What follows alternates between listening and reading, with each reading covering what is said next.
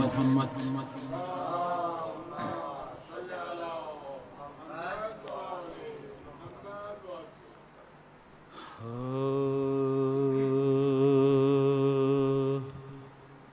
کہاں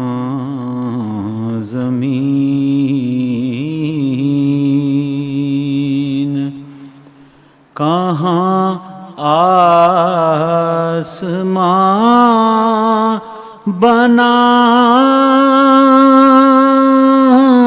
بنانا ہے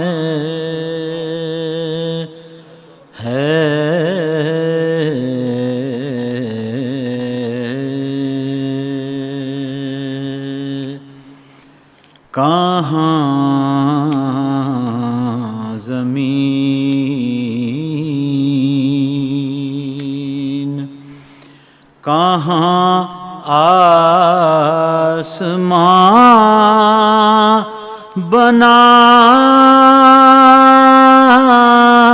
بنانا ہے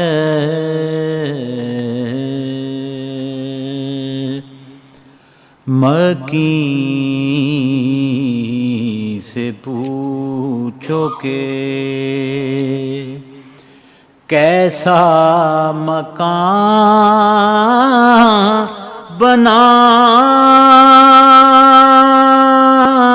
بنانا ہے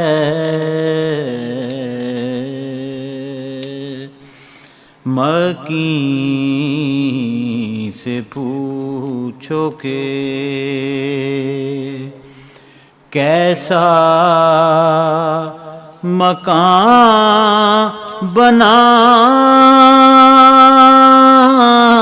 بنانا ہے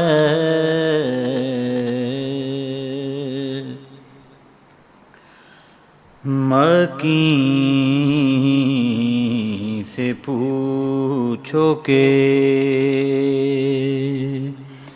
کیسا مکان بنانا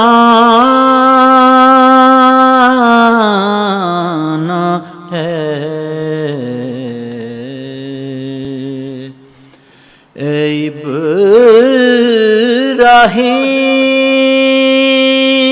ابراہیم خدا سے سوال کیا کرنا اے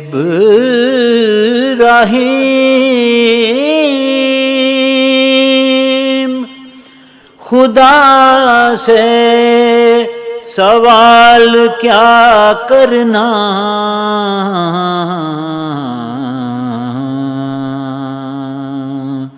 علی سے پوچھ لو کعبہ کہاں بنانا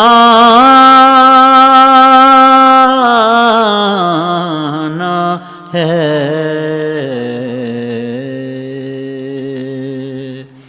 علی سے پوچھ لو کعبہ کہاں بنانا ہے مکیں سے پوچھو کہ کیسا مکان بنانا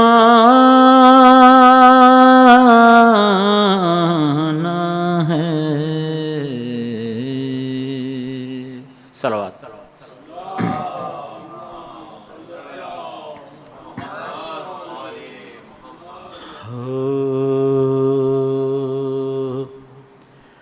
علی علی کے سوا علی علی کے سوا کیا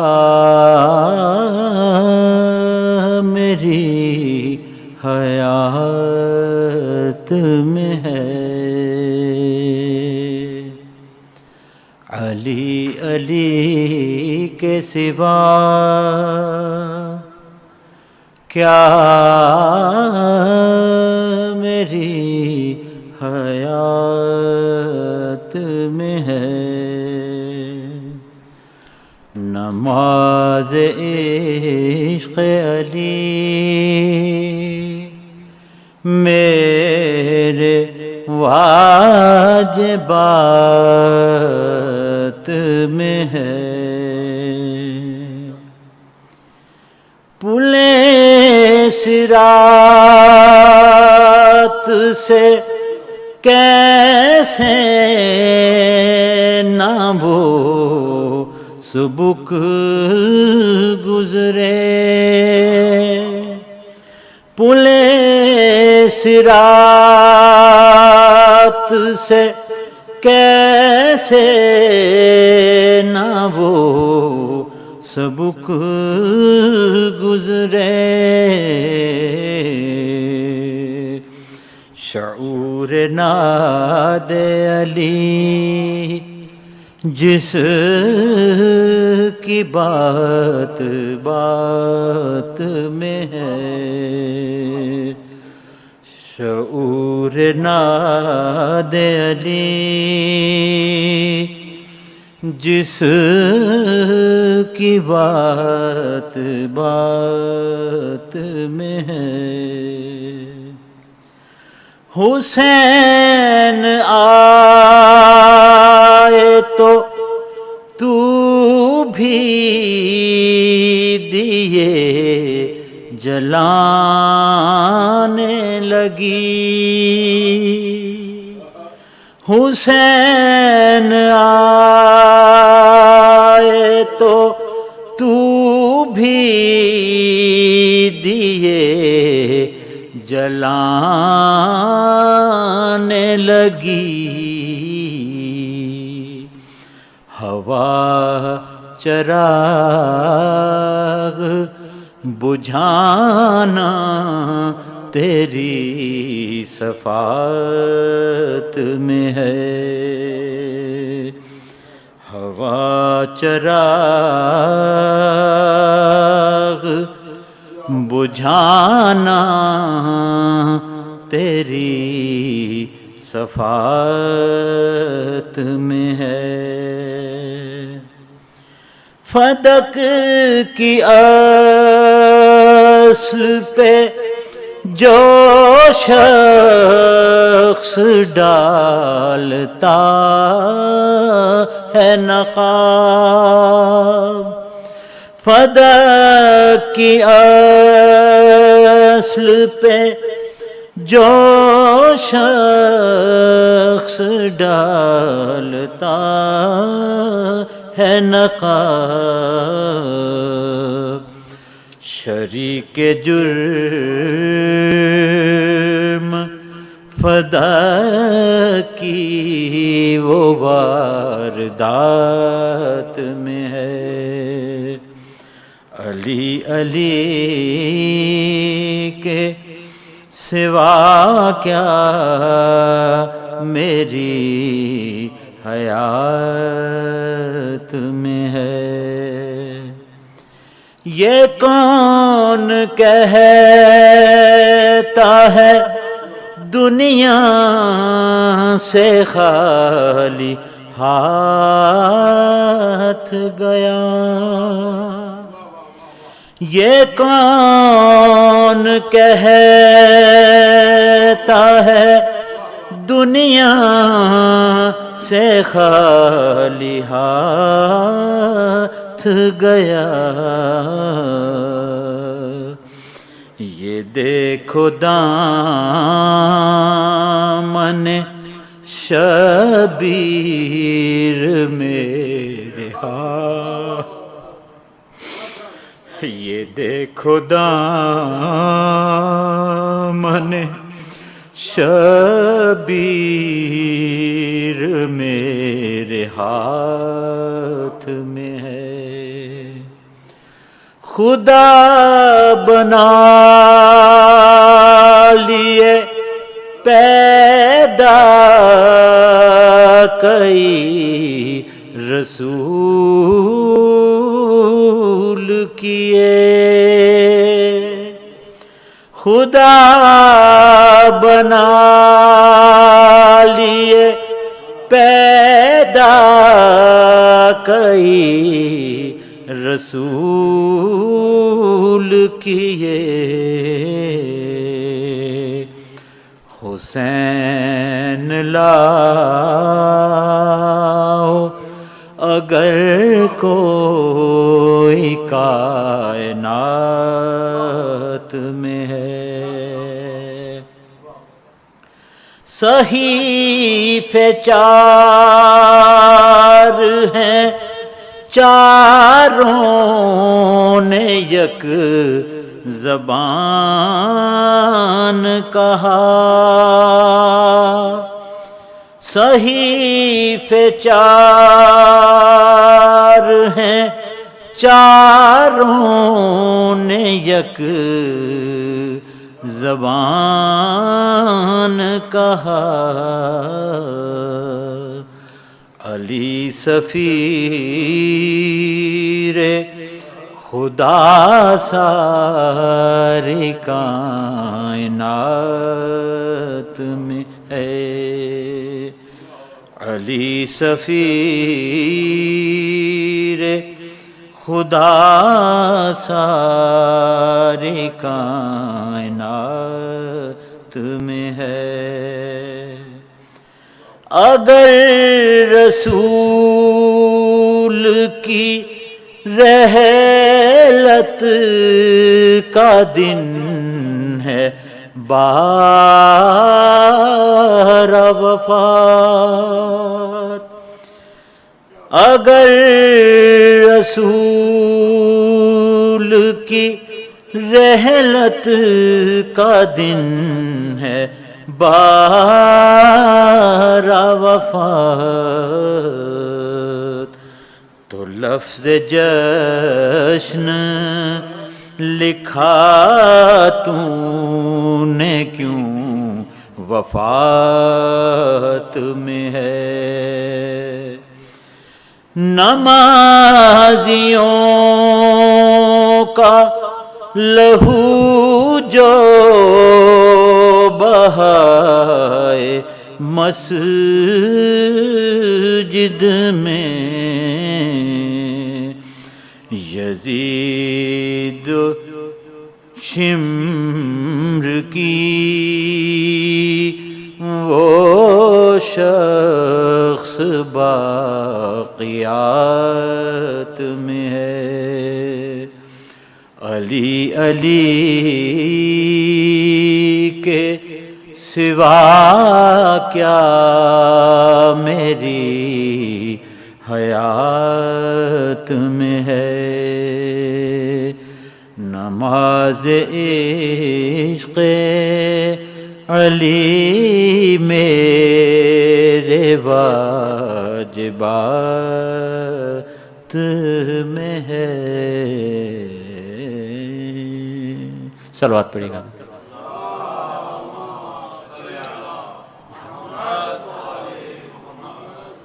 مومنین کرام، اس امام بارگاہ میں آج مولانا عاظم حسین زیدی صاحب کی یہ آخری مجلس ہے۔ میں نے قصداً 2-4 منٹ اوپر کیے ہیں تاکہ تمام لوگ آ جائیں اور جو وائنڈنگ سپیچ ہے مولانا کی اسے بہرہ مند ہو سکیں۔ میں اپنا فرض سمجھتا ہوں کہ میں تمام حضرات کی جانب سے اور امام بارگاہ وادی کبیر کی انتظامیہ کی جانب سے مولانا کا شکریہ ادا کروں کہ آپ تشریف لائے، اپنی مصروفیات میں سے وقت نکال کر یہاں ہم غریب الوطنوں کے لیے بہترین عزاداری کا باعث بنے۔ ہم سے اگر آپ کی خدمت میں کوئی کوتاہی ہو گئی ہو تو بی بی کے صدقے میں ہمیں معاف فرمائیں۔ ہم بھی پردیسی ہیں، اور جو ہمارے مقدور میں ہیں ہم یقیناً کوشش کرتے ہیں کہ ہمارے ہاں جو مہمان تشریف لائیں ان کی جس قدر خدمت ہو سکے ہم کر سکیں، اور ان کی خدمات کا صلہ ہم سوائے اس دعا کے اور کچھ نہیں دے سکتے کہ رب کریم ان کی تمام مشکلوں کو حل فرمائے، ان کے علم میں برکت عطا فرمائے، ان کے کلام میں تاثیر زیادہ ہو، اور جو بھی دینی دنیاوی ہر طرح کے ان کے مسائل ہیں رب کریم ان کو حل فرمائے۔ اور آپ تمام حضرات کے بھی ہم شکر گزار ہیں کہ آپ وقت کی پابندی کے ساتھ تشریف لاتے رہے، ہماری اس عبادت میں آپ ہمارے ساتھ شامل رہے، اور عبادت کو انجام دینے کے لیے ہمارے مددگار ثابت ہوئے۔ رب کریم سے دعا ہے کہ آپ حضرات کی اس تشریف راوری کو، مولانا کی اس زحمت کو جو انہوں نے اٹھائی یہاں تشریف لا کر، اس سب کو رب کریم قبول فرمائیں، اور بی بی کی دربار سے اس کی جزا آپ تمام حضرات کو ملے، اور آپ تمام حضرات کو اسی طرح توفیق حاصل رہے کہ آپ آئندہ بھی ان مجالس اعزاء میں شرکت فرماتے رہیں۔ کل سے انشاءاللہ نئے مولانا تشریف لا رہے ہیں، وہ آپ کی خدمت میں حاضر ہوں گے۔ وقت یہی ہے، 8:30 بجے سوزخانی شروع ہو جائے گی، اور 9 بجے مولانا رونق افسوس ممبر ہو جایا کریں گے۔ آپ ہمیں اپنی دعاؤں میں یاد رکھیے گا، ہماری دعاؤں میں آپ ہمیشہ رہتے ہیں۔ بر محمد و آل محمد صلوات۔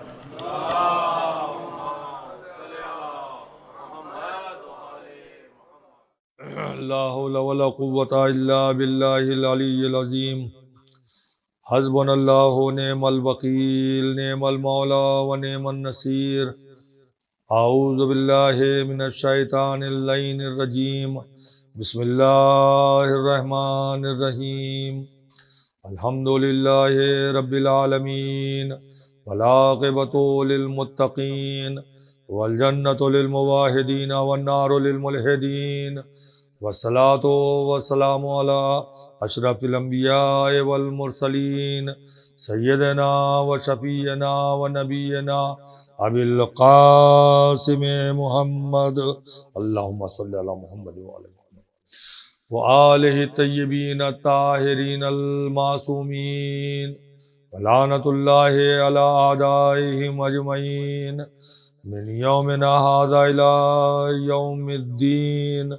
اما بعد، فقد قال اللہ سبحانہ وتعالی فی القرآن المجید وقولہ الحق۔ بسم اللہ الرحمن الرحیم، ان الدین عند اللہ الاسلام۔ صلوات بر محمد وعلی محمد۔ عزیزان محترم، اسلام نے دنیا میں آنے کے بعد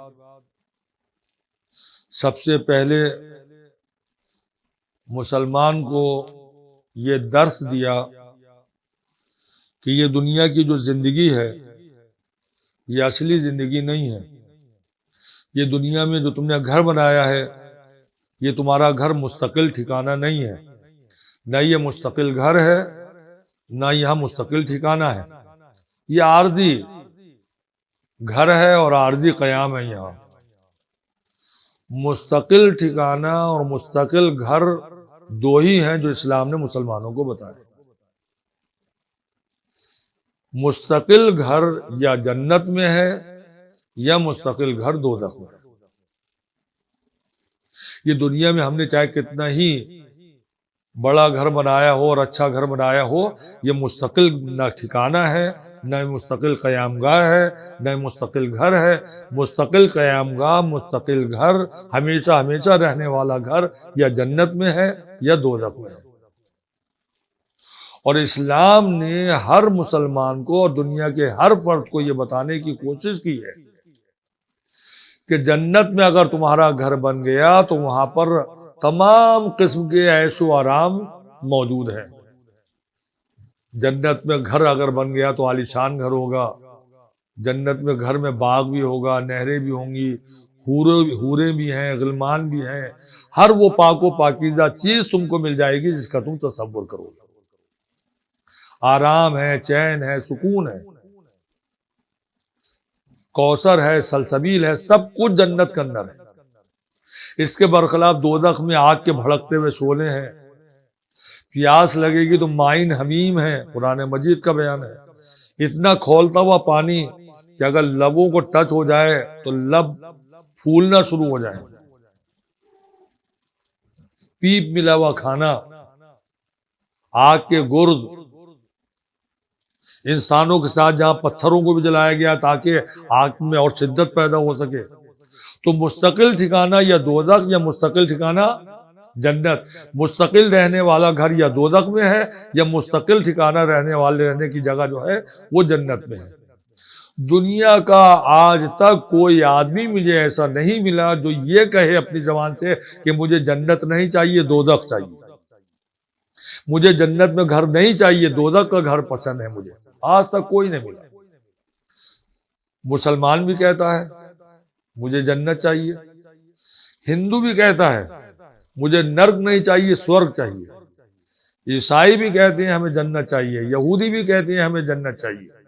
یہاں تک تو بات صحیح ہے۔ اس کے بعد جو آگے کہنا چاہتا ہوں، جو نماز پڑھتے ہیں، پانچوں وقت کی نماز کی پابندی کرتے ہیں، بلکہ نافلہ نمازیں بھی پڑھتے ہیں، وہ نافلہ نمازیں پڑھنے والے، واجب نمازیں پڑھنے والے، وہ نمازی بھی کہتا ہے کہ میں نماز اس لیے پڑھتا ہوں تاکہ مجھے جنت میں گھر مل جائے۔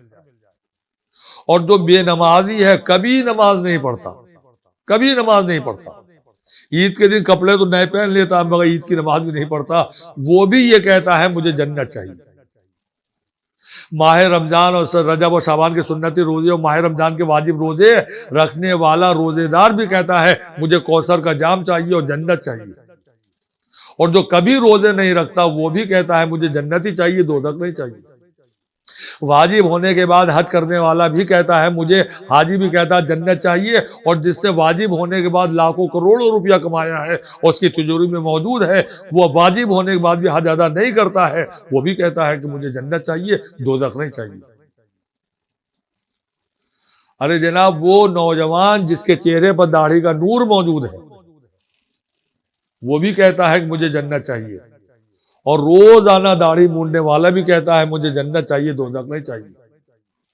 نامحرموں سے پردہ کرنے والی عورت بھی کہتی ہے کہ مجھے جنت چاہیے، اور نامحرموں سے پردہ نہ کرنے والی، نامحرموں کے سامنے بغیر چادر سے جانے والی عورت بھی کہتی ہے مجھے جنت چاہیے، دوزخ نہیں چاہیے۔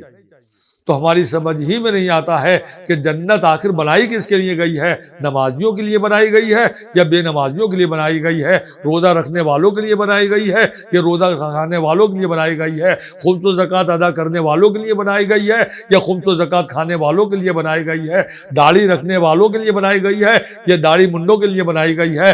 پردہ کرنے والی خاتون کے لیے جنت بنائی گئی ہے یہ بے پردہ رہنے والی خاتون کے لیے جنت بنائی گئی ہے؟ یہ ہماری سمجھ میں آتا ہی نہیں ہے، اور یہ تو ہو نہیں سکتا ہے کہ یہ بھی جنت میں چلے جائیں وہ بھی جنت میں چلے جائیں، تو اللہ نے دوزخ کس کے لیے بنائی؟ یہ سوال پیدا ہوتا ہے یا پیدا نہیں ہوتا ہے؟ ہر ایک کو جنت چاہیے، مگر ہر ایک کہتا مجھے جنت ہی میں جانا ہے، دوزخ میں کسی کو نہیں جانا ہے۔ مختصر ہے یہ زندگی، بہت مختصر ہے۔ مستقل ٹھکانہ یا جنت میں ہے یا دوزخ میں ہے، اور دنیا کی زندگی یہ گھر مستقل نہیں ہے، یہ ٹھکانہ بھی مستقل نہیں ہے، یہ بہت مختصر زندگی ہے دنیا کی۔ کتنی مختصر زندگی ہے دنیا کی، پہلے میں یہ بتا دوں، اس کے بعد جنت و دوزخ کے بارے میں بتاؤں گا۔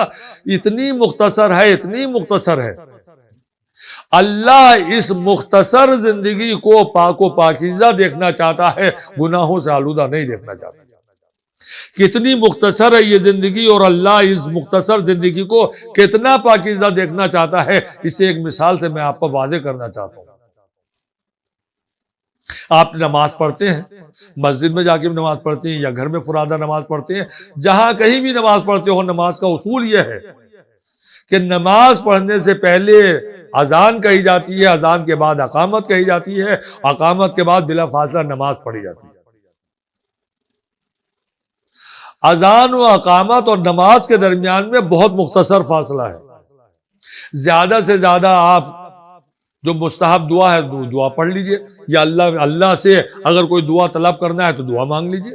اس وقت میں اذان و اقامت کے درمیان، اذان و اقامت کے بعد اور نماز اور اقامت کے بیچ میں دعا مانگیں گے تو دعا جلدی قبول ہوگی، تو مختصر سی دعا اللہ سے مانگ لیجئے، اللہ اس دعا کو قبول کرے گا۔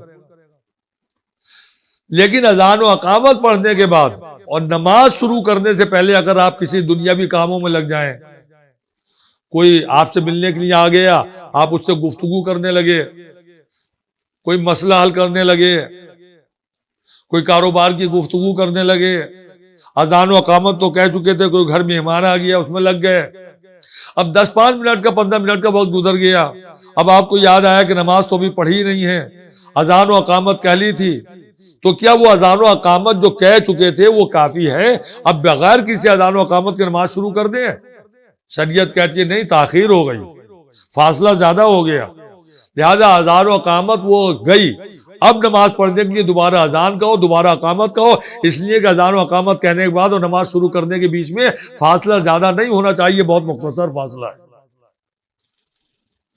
آپ جماعت کی نماز پڑھنے کے لیے مسجد میں داخل ہوئے، لیکن وہاں نماز کی جماعت ختم ہو چکی تھی، جماعت کی نماز کے لیے اذان بھی ہوئی تھی، اقامت بھی ہوئی تھی، اب آپ پہنچے ہیں تو کیا اذان و اقامت دوبارہ کہیں گے؟ کہا نہیں، نماز ختم ہوئے میں زیادہ دیر نہ ہوئی ہو اور لوگ اپنی جگہ سے اپنا مصلی سجدہ اٹھا کے اٹھے نہ ہو، درہم و برہم نہ ہوئی ہو، صفے اپنی جگہ پہ سب باقی ہوں اور ابھی نماز جماعت ختم ہوئی ہے، تو شریعت کہتی ہے جو اذان و اقامت جماعت کی نماز کے لیے ہوئی تھی وہ کافی ہے، آپ نماز پڑھ لیجئے۔ لیکن اگر لوگ اپنی جگہ سے اٹھنا شروع ہو گئے ہیں اور صفے درہم و برہم ہو گئی ہیں تو پھر شریعت کہتی ہے وہ اذان و اقامت جو جماعت کی نماز کے لیے کہی گئی تھی وہ تمہاری نماز کے لیے کافی نہیں ہے، اب دوبارہ کہو، پھر نماز پڑھنا۔ یہ دونوں مثالوں سے آپ پر یہ واضح ہو گیا کہ اذان و اقامت اور نماز کے درمیان میں فاصلہ بہت مختصر ہے، بہت مختصر فاصلہ ہے۔ اللہ اس فاصلے کو گناہوں سے، فالتو کاموں سے آلودہ نہیں دیکھنا چاہتا، بلکہ اس مختصر فاصلے کو اذان و اقامت اور نماز کے درمیان میں جو فاصلہ ہے اسے بہت پاکیزہ دیکھنا چاہتا ہے، بہت پاکیزہ دیکھنا چاہتا ہے۔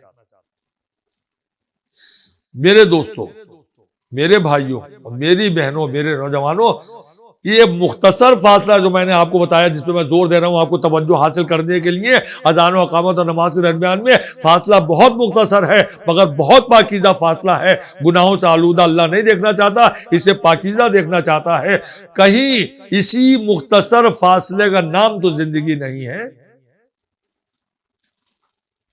اذان اور اقامت اور نماز کے درمیانی فاصلہ جو بہت مختصر ہے مگر پاکیزہ ہے، اسی مختصر فاصلے کا نام ہی تو زندگی نہیں ہے۔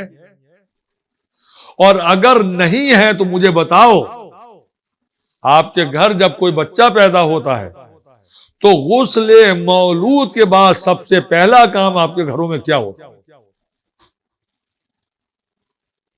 سب سے پہلا کام یہ ہوتا ہے کہ جب بچہ پیدا ہوا اور غسل مولود اسے دے کے کپڑے وپڑے پہنا دیے گئے، اس کے بعد سب سے پہلا کام گھر والے یہ کرتے ہیں یا محلے سے کہ مسجد میں جو عالم دین ہے ان عالم دین کو بلایا جاتا ہے، یا خاندان کا جو بزرگ ہے، نمازی ہے، روزے دار ہے، دیندار ہے، اس کی گود میں اسے بلایا جاتا ہے، اس کی گود میں بچے کو دیا جاتا ہے، اور وہ عالم دین یا بزرگ خاندان اپنی گود میں لے کر بچے کے داہنے کان میں کیا کہتے ہیں؟ داہنے کان میں اذان کہتے ہیں اور بائیں کان میں اقامت کہتے ہیں۔ کہتے ہیں یا نہیں کہتے؟ ہر بچے کے ساتھ میں یہ ہوتا ہے، جو بھی بچہ پیدا ہوتا ہے دائیں کان میں اذان کہی جاتی ہے، بائیں کان میں اقامت کہی جاتی ہے، اور اس کے بعد وہ بزرگ یا عالم دین بچے کو پیار کرنے کے بعد ماں یا باپ کے حوالے کر دیتے ہیں۔ اذان و اقامت کے بعد فوراً حکم خدا ہے اور حکم رسول بھی ہے، سیرت ائمہ معصومین بھی ہے کہ جب اذان و اقامت کہہ لو تو بلا فاصلہ نماز شروع کرو۔ اذان بھی کہی گئی بچے کو گود میں لے کے، اقامت بھی کہی گئی، لیکن میں آپ سب سے معلوم کرنا چاہتا ہوں، جہاں تک میری آواز جا رہی ہے، میں ہر ایک سے سوال کرنا چاہتا ہوں، اپنے بزرگوں سے معلوم کرنا چاہتا ہوں، اپنے بھائیوں بہنوں سے سوال کرنا چاہتا ہوں۔ آپ نے ہر بچے کے پیدا ہونے کے بعد یہ عمل دیکھا ہوگا، اذان بھی ہوئی، اقامت بھی ہوئی، لیکن کسی نے آج تک نماز نہیں پڑھی۔ جس نے اذان و اقامت کہی بچے کے کان میں، اس میں اذان کہہ دی، بائیں کان میں اقامت کہی، وہ بچے کی طرف سے مصلی بچھا کے 2 رکعت نماز پڑھ لیتے فوراً۔ اس مولود کی طرف سے 2 رکعت نماز پڑھتا ہوں سنت قربتاً الی اللہ، کسی نے پڑھی آج تک؟ نہیں پڑھی۔ ارے بچے ہی کو گود میں لے کر نیت کرتے بچے کو نماز پڑھا رہا ہوں سنت قربتاً الی اللہ، اللہ اکبر بچے کے ہاتھ اٹھا دیتے، پھر الحمد پڑھتے، سورہ پڑھتے، پھر بچوں کو تھوڑا جھکا دیتے، ذکر رکوع کر لیتے، بچے کی پیشانی پر سجدگاہ رکھتے، ذکر سجدہ کر لیتے. یہ عمل کرتے ہوئے کسی کو دیکھا؟ کسی کو نہیں دیکھا. اذان بھی ہوئی، اقامت بھی ہوئی، مگر نماز نہیں ہوئی. اب اس بچے کی عمر آگے بڑھنے لگی. اللہ نے جتنی اسے عمر دی تھی 50 سال، 60 سال، 80 سال، 100 سال، مگر آخر تو دنیا سے جانا ہی تھا. ایک دن اعلان ہوا فلاں صاحب کا انتقال ہو گیا ہے، فلاں وقت نماز جنازہ پڑھی جائے گی، پھر دفن کیا جائے گا، لوگ شرکت کریں. لوگ آنا شروع ہو گئے، لیجئے نماز کا وقت ہو گیا. یہ وہی تو ہے جن کی کان میں اذان و اقامت کہی گئی تھی. آج دنیا سے ان کا انتقال ہو گیا. اعلان ہوا نماز پڑھنے کے لیے، مومنین آ گئے، صفیں لگ گئی، مولانا آگے کھڑے ہوئے نماز پڑھانے کے لیے. میں ان کے پیچھے کھڑا ہوا تھا. میں سوچ رہا تھا نماز سے پہلے اذان و اقامت ہوتی ہے، پہلے کوئی اذان کہے گا، پھر کوئی اقامت کہے گا، اس کے بعد مولانا نماز پڑھائیں گے. لیکن عزیزو میں نے دیکھا نہ کسی نے اذان کہی، نہ کسی نے اقامت کہی، مولانا نے براہ راست نماز شروع کر دی.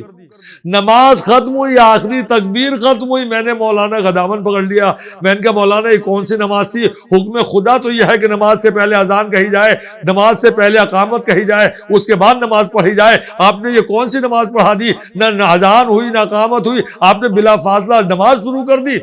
مولانا نے گور کے میری طرف دیکھا، کہا معلوم ہوتا ہے تمہیں احکام شریعت نہیں معلوم، احکام فطرت بھی نہیں معلوم، نہ واقف ہو. ہم نے کہا احکام شریعت کیا ہے؟ کہا تمہیں نہیں معلوم کہ جب یہ پیدا ہوا تھا تو اذان و اقامت کہی گئی تھی مگر نماز باقی تھی. آج دنیا سے جا رہا ہے تو وہی نماز آج پڑھی گئی ہے. تو دوستو اذان و اقامت اور نماز کے درمیانی فاصلے کا نام ہی تو مختصر فاصلہ. اذان و اقامت مختصر، بہت مختصر فاصلہ. اللہ اس کو پاکیزہ دیکھنا چاہتا ہے تو اذان و اقامت اور نماز کے درمیانی فاصلے کا نام ہی تو زندگی قرار پایا.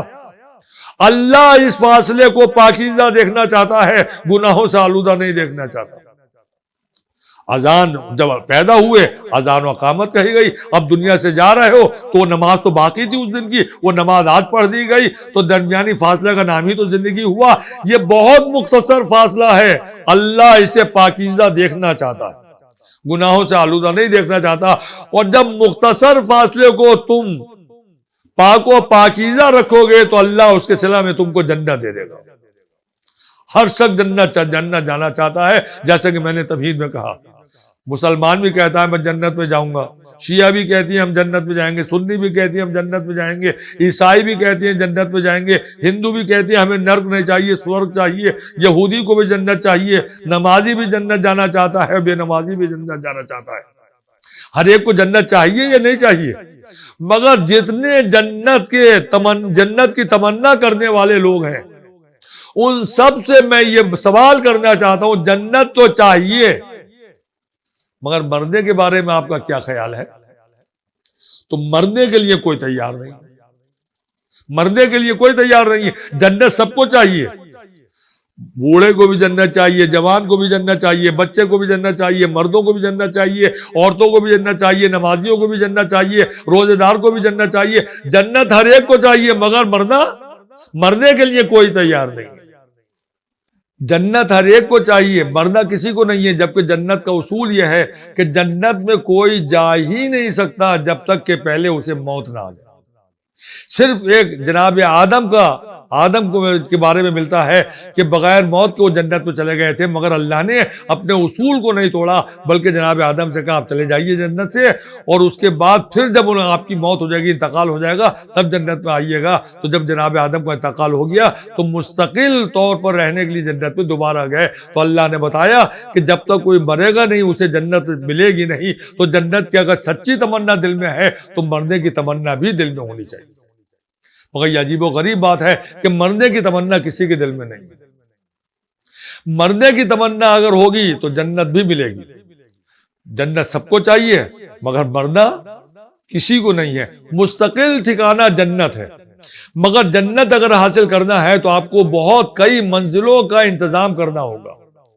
امام نے کہا ہے مولا علی نے فرمایا ہے کہ میدان محشر میں جب آ جاؤ گے تو اگر کچھ کمی ہوگی تو ہم شفاعت کر لیں گے، مگر وہ موت سے لے کر اور میدان محشر تک جو منزلوں سے گزرنا ہے اس کا انتظام ہمیں خود کرنا ہے۔ ان منزلوں میں سے پہلی منزل کا نام ہے جب قبض روح کے لیے ملک الموت آئے۔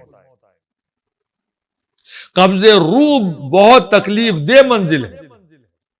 پہلی منزل قبض روح کی ہے، دوسری منزل قبر کی ہے، قبر کی تنہائی ہے، قبر میں تاریکی ہے، اور اس کے بعد فشار قبر بہت سخت منزل ہے۔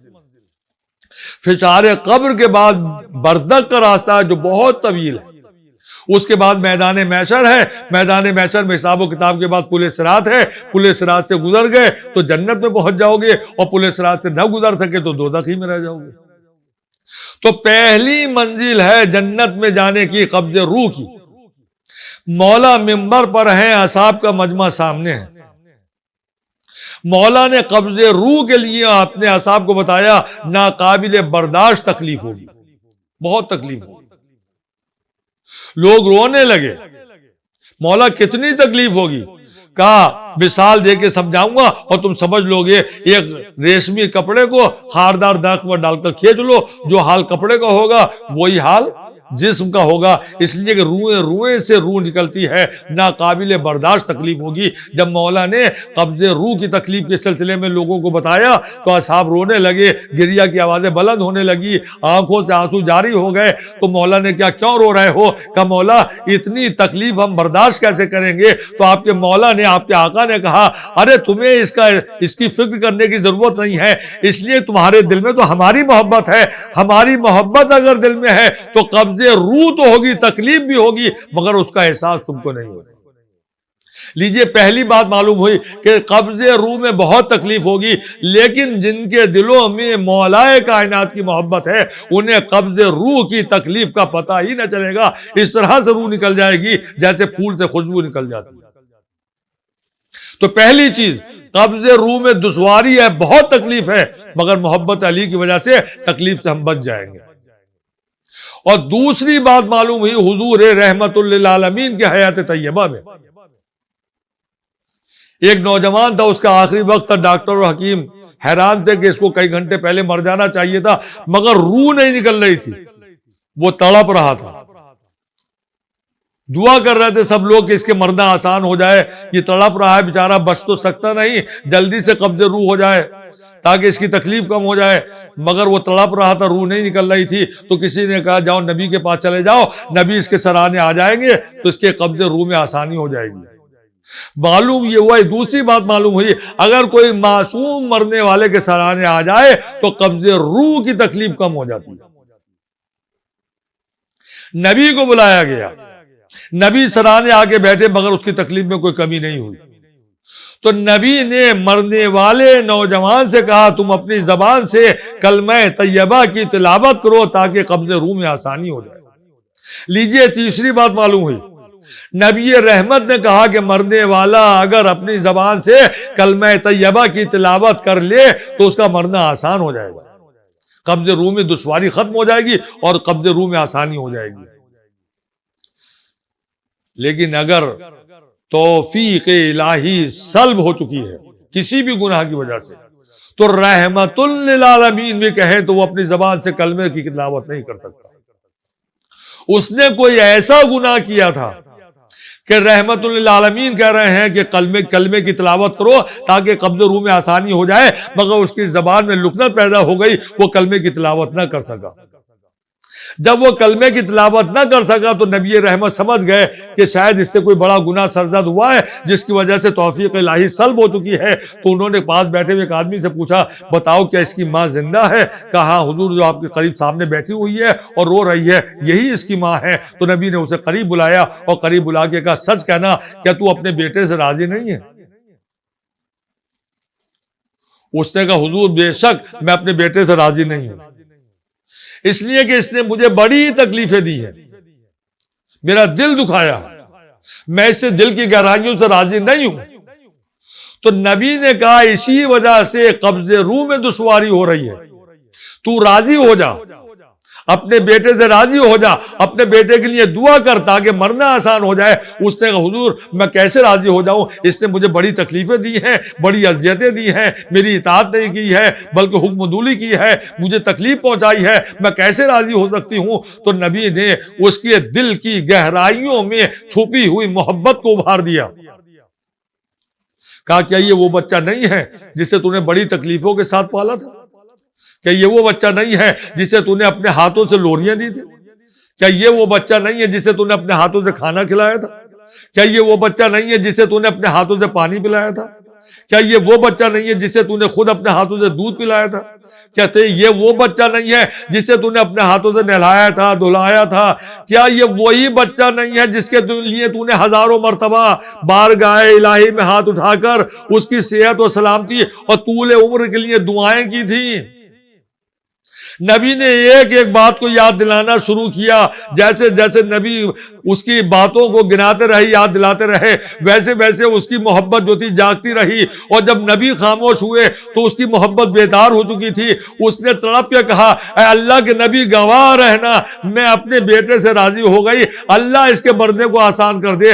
بس جیسی ماں راضی ہوئی اور ماں نے ہاتھ اٹھا کے اللہ سے دعا کی کہ مرنا آسان ہو جائے، ویسے اس کی روح اس طرح سے نکل گئی جیسے پھول سے خوشبو نکل جاتی۔ معلوم یہ ہوا کہ ماں راضی ہے تو قبض روح میں آسانی ہے، اور اگر ماں ناراض ہے تو قبض روح میں دشواری ہے۔ قبض روح میں آسانی کے لیے پہلی بات، اگر علی کی محبت دل میں ہے تو قبض روح میں آسانی ہے، اگر معصوم قریب میں موجود ہے تو قبض روح میں آسانی ہے، اگر کلمے کی تلاوت کرے تو مرنا آسان ہو جائے گا، قبض روح میں دشواری ختم ہو جائے گی۔ اگر ماں راضی ہے تو قبض روح میں آسانی ہے، اور اگر ماں ناراض ہے تو قبض روح میں دشواری ہے۔ اگر قبض روح کی دشواری سے بچنا چاہتے ہو تو ماں کو راضی رکھو۔ ماں کے قدموں کے نیچے جنت ہے، ماں کی اطاعت کرو، ماں کو راضی رکھو۔ ماں اور باپ دونوں کے لیے قرآن مجید نے جگہ جگہ پر آپ کو دعا کرنے کا حکم دیا، رب ارحمہما کما ربیانی صغیرا، اے اللہ میرے ماں باپ پر اسی طرح رحم کر جیسے بچپنے میں اور کم سنی میں اس نے میرے اوپر رحم کیا تھا۔ قرآن نے بتایا کہ ماں باپ کے سامنے جاؤ تو اپنے کاندھے جھکا کے جاؤ۔ اگر ماں باپ سے گفتگو کرو، نارمل گفتگو جو گھر میں ہوتی ہے، بات چیت جو ہوتی ہے، خبردار تمہاری آواز بلند نہ ہونے پائے۔ اگر ماں باپ تمہیں کوئی تکلیف بھی دیں تو خبردار تمہاری زبان سے اف نہ نکلے۔ ماں باپ کا مرتبہ تو سمجھیے۔ اب ذرا اندازہ لگانا چاہتے ہیں اور اپنے ماں باپ کے درجہ و مقام کو پہچاننا چاہتے ہیں تو اس بات سے لگائیے کہ قرآن مجید کہہ رہا ہے کہ ماں باپ کے سامنے جاؤ تو کاندھے جھکا کے جاؤ۔ پورے اس جسم میں سب سے بلند یہ سر ہے، اور سر کے بعد اگر باری آتی ہے تو وہ کاندھے ہیں۔ نمبر 1 سر، نمبر 2 کاندھے۔ اللہ نے ماں باپ کا مرتبہ، اللہ نے کہا جب میری بارگاہ میں آؤ تو سر کو جھکا دو، سر جھکا کے آؤ۔ سر اللہ نے اپنے لیے مخصوص کیا، سر کے بعد منزل آتی ہے کانوں کی۔ تو میں یہ سمجھ رہا تھا کہ اللہ یہ کہے گا کہ میری بارگاہ میں آؤ تو سر کو جھکا دو، نبی کی بارگاہ میں جاؤ تو کاندھوں کو جھکا دو، امام کے سامنے جاؤ تو کاندھوں کو جھکا دو۔ نہیں، اللہ نے حکم یہ دیا مخصوص یہ سر میرے لیے ہے، لہذا میری بارگاہ میں آؤ تو سر جھکا کے آؤ، اور جب ماں باپ کی منزل میں ماں باپ کے سامنے جاؤ تو اپنے کاندھوں کو جھکا دو۔ کتنی بلند منزل ہے ماں باپ کی۔ ماں باپ کی اطاعت کرو، ماں باپ کو راضی رکھو، ماں باپ کی خدمت کرو، ماں باپ کو ناراض نہ ہونے دو۔ قدم قدم کے اوپر ماں باپ کی حیثیت بتائی۔ یہی نہیں بلکہ ماں اور باپ کی منزلیں بتاتے ہوئے اللہ نے اور نبی نے اور اماموں نے حکم یہ دیا کہ چاہے کتنی بھی خدمت کر لو، ماں باپ کا حق ادا نہیں ہو سکتا۔ کسی نے پوچھا مولا ماں باپ کا حق ادا کیسے نہیں ہو سکتا؟ کہ ذرا سوچ تو صحیح، ماں باپ دنیا سے رخصت ہو گئے مگر ان کے بنائے ہوئے مکان میں تو زندگی گزار رہا ہے۔ ماں باپ نے جو کاروبار شروع کیا تھا اسی کاروبار سے تو اپنی روٹی کھا رہا ہے۔ تیری آمدنی کا ذریعہ انہی کے چھوڑا ہوا کارخانہ ہے، فیکٹری ہے، دکان ہے، تو ان کا حق تو کیسے ادا کر دے گا؟ تو اس نے کہا کہ اے اللہ، اس نے کہا مولا میرے آقا، میرے ماں باپ تو بہت غریب تھے، انہوں نے مجھے رہنے کے لیے کوئی مکان نہیں دیا، وہ تو کرائے کے مکان میں رہتے تھے، کرایہ باقی تھا میں نہیں ادا کیا، نہ کوئی کاروبار تھا، نہ کوئی فیکٹری تھی، نہ کوئی کارخانہ تھا، نہ کوئی دکان تھا، نہ کوئی آمدنی کا ذریعہ تھا، میں نے خود اپنی روٹی روزی کو تلاش کرنے کے بعد اور ذریعہ تلاش کرنے کے بعد روٹی روزی پیدا کی ہے، میرے ماں باپ نے نہ مکان چھوڑا نہ کاروبار چھوڑا۔ تو امام نے غصے سے کہا مکان نہیں چھوڑا، کاروبار نہیں چھوڑا، دکان نہیں چھوڑی، کارخانہ نہیں چھوڑا، فیکٹری نہیں چھوڑی، مگر کمبخت تیرا پورا وجود تو چھوڑا ہے، تو جب تک تیرا یہ وجود زمین کے اوپر ہے اس وقت تک ماں باپ کا حق تیرے کاندھوں پر، ماں باپ کا حق ادا نہیں ہو سکتا۔ ماں اور باپ میں اللہ نے، رسول نے، اماموں نے حکم دیا، ماں کا درجہ باپ کے درجے سے اور زیادہ بلند کیا۔ ایک شخص آیا مولا کی خدمت میں، رسول کی خدمت میں، اور آنے کے بعد اس نے کہا کہ مولا میں عمل خیر کرنا چاہتا ہوں، نیکی کرنا چاہتا ہوں، بتائیے سب سے پہلے وہ نیکی میں کس کے ساتھ کروں، میں خیر کس کے ساتھ کروں؟ تو نبی نے کہا ماں کے ساتھ کرو، سب سے پہلے نیکی کرنا جو چاہتے ہو، خیر کرنا چاہتے ہو تو ماں کے ساتھ کرو۔ اس نے پلٹ کے کہا پھر اس کے بعد کس کے ساتھ کروں؟ نبی نے کہا ماں کے ساتھ کرو۔ تیسری مرتبہ اس نے کہا کہ پھر کس کے ساتھ کروں؟ مولا نے تیسری مرتبہ بھی، نبی نے تیسری مرتبہ بھی کہا کہ ماں کے ساتھ کرو۔ چوتھی مرتبہ اس نے کہا اس کے بعد کس کے ساتھ کروں؟ تو رسول نے کہا، رحمت اللہ علیہ نے کہا باپ کے ساتھ کرو۔ تین مرتبہ نبی نے کہا ماں کے ساتھ کرو، ماں کے ساتھ کرو، ماں کے ساتھ کرو۔ چوتھی مرتبہ کہا کہ باپ کے ساتھ کرو۔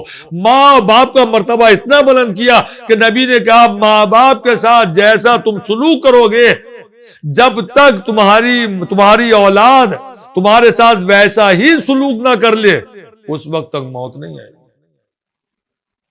اگر اچھا سلوک ماں باپ کے ساتھ کیا ہے تمہاری اولاد تمہارے ساتھ اچھا سلوک کرے گی، اگر تم نے ماں باپ کے ساتھ برا سلوک کیا ہے تو تمہاری اولاد تمہارے ساتھ برا سلوک کرے گی۔ جیسا سلوک تم کرو گے ویسا ہی اولاد تمہارے ساتھ کرے گی۔ اور یہ اسلامی نہیں کہتا بلکہ ہندوازم بھی یہی کہتا ہے۔ چنانچہ ہندوازم میں بھی یہی ہے کہ ماں باپ کے ساتھ جیسا برتاؤ کرو گے اولاد تمہارے ساتھ ویسے ہی برتاؤ کرے گی۔ اگر اچھا سلوک کیا ہے تو اولاد اچھا سلوک کرے گی، برا سلوک کیا ہے تو اولاد برا سلوک کرے گی۔ ماں باپ میں کہا ماں کا مرتبہ تو کبھی بھی، ماں کا حق تو کبھی ادا ہو ہی نہیں سکتا۔ پوچھا مولا سے آقا ماں کا حق ادا کیوں نہیں ہو سکتا؟ تو مولا نے کہا ذرا سوچ تو، جب تو چھوٹا سا تھا، ننھا منا تھا، بھوک لگتی تھی تو بھوک مٹائی کیسے جانتی تھی؟ تو نہیں جانتا۔ پیاس لگتی تھی تجھے نہیں معلوم کہ پیاس بجھائی کیسے جاتی ہے؟ یہ ماں ہے جسے اللہ نے الہام کیا ہے کہ اگر بچہ نگاہوں سے اوجھل بھی ہو تو ماں سمجھ جاتی ہے میرا بچہ بھوکا ہے، میرا بچہ پیاسا ہے، وہ تڑپ کے آتی ہے، اپنے بچے کو گود میں لیتی ہے، اپنے ہاتھوں سے پانی پلاتی ہے، اپنے ہاتھوں سے کھانا کھلاتی ہے، اپنے ہاتھوں سے نہلاتی ہے، اپنے ہاتھوں سے صفائی کرتی ہے، اپنے ہاتھوں سے کپڑے پہناتی ہے۔ کہا تو ماں کا حق کیسے ادا کر سکتا؟ اس نے تمہیں اپنے ہاتھوں سے سردی سے بچایا، گرمی سے بچایا، برسات سے بچایا۔ سردی کے زمانے میں اپنے کلیجے سے لگا کے اپنے جسم کی ساری گرمی تمہارے جسم میں منتقل کر دی، مگر تمہیں سردی لگ جائے ماں کو برداشت نہیں۔ گرمی کے زمانے میں کوئی ذریعہ نہیں گرمی سے بچنے کا، مگر پورے دن اپنے ہاتھوں سے پنکھا جھلتی ہے تاکہ تمہیں گرمی سے تمہیں پریشانی نہ ہو۔ برسات اگر ہو اور بچنے کا ذریعہ کچھ نہ ہو بارش سے تو اپنا سایہ بن جاتی ہے، پوری برسات کا پانی اپنے جسم میں لے لیتی ہے، مگر بچے کے اوپر برسات کا پانی گرے، بوندے گرے اور اسے پریشانی ہو، یہ ماں کو برداشت نہیں ہے۔ جس ماں نے بچپنے میں اس طرح سے تمہاری خدمت کی ہو، تم ماں کا حق کس طرح سے ادا کر سکتے ہو؟ ایک نوجوان کھڑا ہو گیا، اس نے کہا حضور معاف کیجئے گا، حضور معاف کیجئے گا، جس طرح سے میری ماں نے بچپنے میں میری خدمت کی تھی، اب بڑھاپے میں میری ماں کا وہی حال ہے جو بچپنے میں میرا تھا۔ ضعیف ہے، کمزور ہے، ناتواں ہے، اپنی مرضی سے ہل بھی نہیں سکتی ہے۔ میں اپنے ہاتھوں سے اسی طرح سے کھانا کھلاتا ہوں جیسے بچپن میں میری ماں نے مجھے کھانا کھلایا تھا، میں پانی ویسے ہی پلاتا ہوں جیسے اپنے ہاتھوں سے ماں نے مجھے پانی پلایا تھا، میں لباس ویسے ہی بدلتا ہوں جیسے ماں نے میرا لباس بدلا تھا، میں سردی اور گرمی اور برسات سے ویسے ہی اپنی ماں کو بچاتا ہوں جیسے میری ماں نے بچپنے میں مجھے بچایا تھا۔ تو امام نے ہاتھ اٹھا کے اس کو دعا دی، اللہ تجھے جزائے خیر دے اور اس کے بدلے میں جنت میں تجھے بلند درجہ عطا کرے۔ جو ماں کی خدمت کرتا ہے امام کی دعا اس کے لیے ہے۔ جو ماں کی خدمت کرے گا امام پکار کے کہتے ہیں اللہ تجھے جزائے خیر دے اور جنت میں تجھے بلند درجہ عطا کرے۔ امام کی دعا شامل ہر ایک جو بھی ماں کی خدمت کرے گا۔ اس نے کہا میں نے اتنی خدمت کی، آقا مجھے بتائیے کیا میں نے حق ادا کر دیا؟ امام نے کہا اتنی خدمت کرنے کے بعد بھی تو اپنی ماں کا حق ادا نہیں کر سکتا۔ اس نے کہا مولا جیسی خدمت ماں نے کی تھی ویسی خدمت میں نے کر دی تو حق ادا کیوں نہیں ہوا؟ تو مولا نے مسکرا کے اس کو جواب دیا کہ دیکھ ماں نے بھی خدمت کی اور تو نے بھی خدمت کی ہے ماں کی، مگر دونوں میں فرق بہت زیادہ ہے۔ جب ماں تیری خدمت کر رہی تھی تو سوچ اس کے تصور میں کیا تھا؟ ماں تجھے اپنے ہاتھوں سے دودھ پلا رہی تھی، مگر اس کے تصور میں یہ تھا کہ تو چھوٹے چھوٹے قدموں سے چلنا شروع ہو گیا۔ ماں تجھے نہلا رہی تھی، تیرے کپڑے بدل رہی تھی، مگر اس کے تصور میں تیری جوانی تھی۔ ماں تیری خدمت کر رہی تھی، مگر اس کے تصور میں تیری جوانی کے بعد تیری شادی تھی اور تیرے سر کے اوپر سیرے کے پھول تھے، اس کا تصور کر کے تیری خدمت کر رہی تھی۔ اس کے بعد تیری شادی ہونے کے بعد تیری دلہن گھر میں آئی ہے، وہ دلہن کا استقبال کرتی ہوئی اپنے خیالوں میں دلہن کا استقبال کرتی ہے۔ یہی نہیں، اپنے ہاتھوں میں لوریاں تجھے دے رہی تھی اور تیرے بچوں کے لیے دعا کر رہی تھی کہ جیسے میں تجھے پال رہی ہوں، تجھے لوریاں دے رہی ہوں، تجھے گود میں کھلا رہی ہوں، ایسے تیرے بچوں کو بھی اپنی گود میں کھلاؤ۔ سوچ تیری خدمت کر رہی تھی مگر کتنی لمبی عمر کی دعائیں دے کر اور تصور میں تیری پوری زندگی کا تصور کر کے تیری خدمت کر رہی تھی، اور تو جو خدمت کر رہا ہے اپنی ماں کی، تیرے تصور میں کیا ہے؟ تیرے تصور میں یہی تو ہے کہ سال بھر زندہ رہے گی لاؤ خدمت کر لو، 6 مہینے زندہ رہے گی لاؤ خدمت کر لو، 2 مہینے کے بعد مر جائے گی لاؤ آخری وقت ہے ماں کا خدمت کر لو، ماں کی دعائیں لے لو۔ تو اس کی موت کا تصور کر کے خدمت کر رہا ہے اور تو وہ تیری حیات کا تصور کر کے تیری خدمت کر رہی تھی۔ تو جو فرق موت و حیات میں ہے وہی تیری خدمت کرنے میں اور ماں کی خدمت کرنے میں ہے۔ تو چاہے کتنی ہی کوئی خدمت کر لے ماں کی، ماں کا حق ادا نہیں ہو سکتا۔ ماں کی منزل یہ ہے کہ اگر ماں راضی ہے تو قبض روح میں آسانی ہے اور ماں ناراض ہے تو قبض روح میں دشواری ہے۔ یہ ماں کی منزل۔ تو میں نے قبض روح کے بارے میں بتایا، امام کی محبت دل میں ہے تو قبض روح میں آسانی ہو جائے گی۔ اگر زبان سے کلمے کی تلاوت کرو گے قبض روح میں آسانی ہو جائے گی، ماں کی دعائیں لے لو گے تو قبض روح میں آسانی ہو جائے گی۔ اب دوسری منزل میں اور بتا دوں، اس کو مجلس کو تمام کر دوں۔ دوسری منزل جو سخت ترین منزل ہے جنت تک جانے کی، وہ فشار قبر کی منزل۔ فشار قبر کے لیے میرے مولا نے کہا کہ جب مردے کو قبر میں لٹا کے لوگ چلے جاتے ہیں اور قبر تیار ہو جاتی ہے تو پھر قبر کے دونوں پارٹ مل کے اس مردے کو پیستے ہیں۔ اس طرح سے فشار ہوتا ہے کہ جسم کی ہڈیاں سرما بن جاتی ہیں، ناقابل برداشت تکلیف ہوتی ہے، ناقابل برداشت۔ کسے ہوتی ہے تکلیف زیادہ؟ نبی کا زمانہ ہے، نبی کی ایک دوست ہے جن کا نام سعد ہے، نبی کو خبر ملی ان کا انتقال ہو گیا، نبی اس کے گھر آئے۔ اب ذرا پہلے سعد کی منزل پہچان لیے پھر میں فشار قبر تک پہنچاؤں گا۔ نبی گھر آئے، گھر والوں کو تعزیت ادا کی، اور جب غسل کی بات آئی تو نبی خود غسل دینے کے لیے آگے بڑھے۔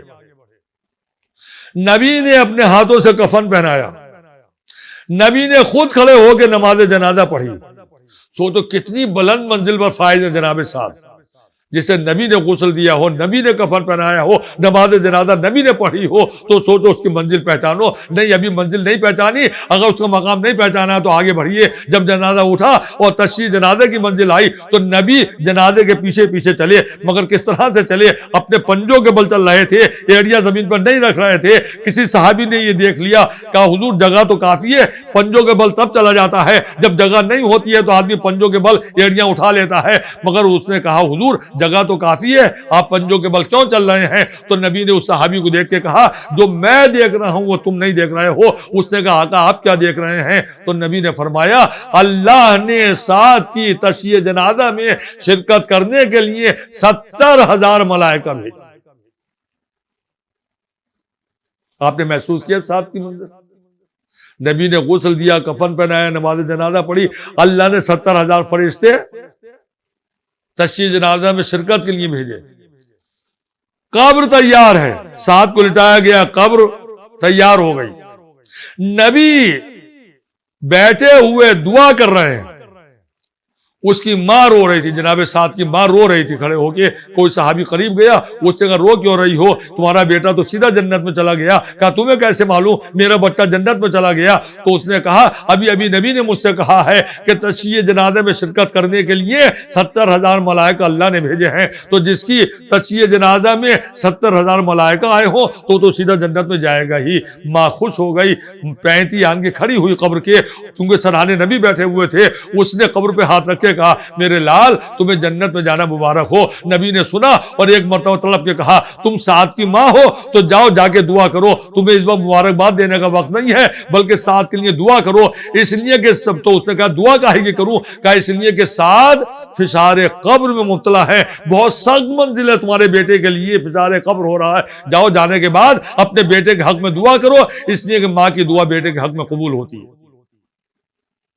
ماں نے کہا حضور میرے بیٹے کو فشار قبر کیوں ہو رہا ہے؟ جب اللہ نے 70,000 ملائکہ بھیجے تھے تو نبی نے ماں سے یہ کہا تمہارے بیٹے نے ایک مرتبہ اپنی بیوی پر سختی کی تھی، اس لیے فشار قبر میں پھنسے ہوئے ہیں۔ میرے دوستو فشار قبر کی منزل پہچانو، جناب سعد کی منزل بہت بلند ہے، ہماری اور آپ کی تو حیثیت ہی کیا ہے۔ سعد نے زندگی میں ایک مرتبہ اپنی بیوی پہ غصہ کیا تھا، یہ سختی کی تھی، جو کوئی بھی ایک مرتبہ زندگی میں کیا تھا، تو سعد جیسا صحابی رسول اپنے کو فشار قبر سے نہ بچا سکا، زندگی میں ایک مرتبہ سختی کرنے کے بعد ہم اور آپ کو اپنے بارے میں سوچنا چاہیے۔ ہمارے گھروں میں آئے دن آوازیں بلند ہوتی ہیں، شوہر و بیوی کے درمیان میں جھگڑا ہوتا ہے، گالیاں گفتاریاں ہوتی ہیں، برا بھلا کہا جاتا ہے، اور کبھی کبھی تو شوہر صاحب ڈنڈا بھی اٹھا لیتے ہیں، گھر سے نکال دیتے ہیں اور طلاق کی نوبت آ جاتی ہے۔ ہوتا ہے ایسا؟ نہیں ہوتا۔ اور کن کاموں کی وجہ سے؟ کھانے میں نمک زیادہ ہو گیا لہذا برا بھلا کہہ رہے ہیں، سختی کر رہے ہیں، کپڑے نہیں دھوئے تھے اس لیے ڈانٹ پڑ رہی ہے، گھر کی صفائی نہیں ہوئی تھی مہمان آ گئے بے عزتی ہو گئی لہذا ڈانٹ پڑ رہی ہے، بچوں کو اسکول کے لیے تیار نہیں کیا تھا ٹائم گزر گیا لہذا ماں پہ ڈانٹ پڑ رہی ہے۔ یہ وہ کام ہے جس کی وجہ سے آپ سختی کر رہے ہیں جو اس کی ڈیوٹی میں شامل ہی نہیں ہے۔ کھانا پکانا عورت کی ڈیوٹی نہیں ہے، بچوں کو پالنا عورت کی ڈیوٹی نہیں ہے، گھر کی صفائی کرنا بیوی کی ڈیوٹی نہیں ہے۔ جن باتوں پہ آپ ڈانٹ رہے ہیں، پھٹکار رہے ہیں، مار رہے ہیں، نکال رہے ہیں، طلاق دے رہے ہیں، یہ سارے کام اس کی ڈیوٹی میں شامل نہیں ہیں، یہ سارے کام تو شوہر کے ذمہ ہیں۔